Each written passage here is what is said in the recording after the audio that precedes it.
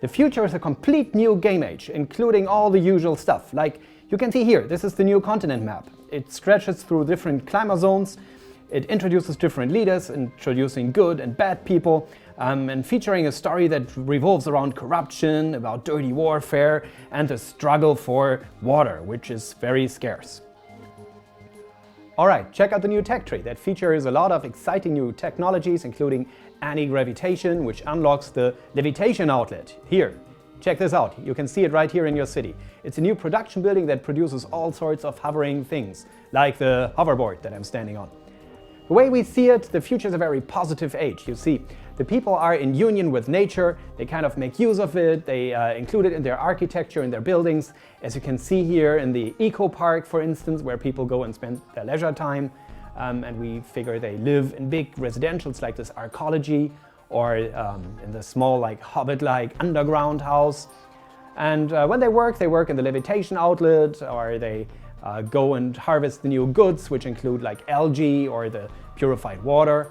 If people want to eat, they go to the food printer and have their most yummy, most recent Möbius bacon printed out, or a new order of printed pizza. And of course, we also want to introduce the new units to you. Here, there's a complete set of 5 new units for you, including the exoskeleton soldier, the satellite spotter, the mighty hover tank, which is almost indestructible, the drone swarm, super fast and beware when it reaches you in close combat, or the railgun, the mighty new artillery unit that is not only heavily armored but also packs a gigantic punch. It can strike from far across the battlefield, it penetrates defense, it ignores any sort of defensive modifier, and it can take out almost all units with, almost take them out with a single shot. But beware, it comes at a price. The unit can only fire every other turn, it has to recharge in between. And of course there's 2 new great buildings. Check them out, they will be available from the beginning of the era.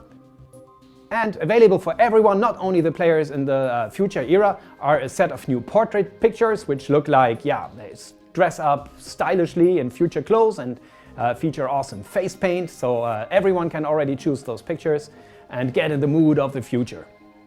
So before I close, I want to comment on something very quickly. I read in the forums that people are worried that this might actually be the last game age, that the future is the end of Forge of Empires, and let me assure you, it is not. So you can be prepared for even more exciting stuff that will be hitting us in the far future.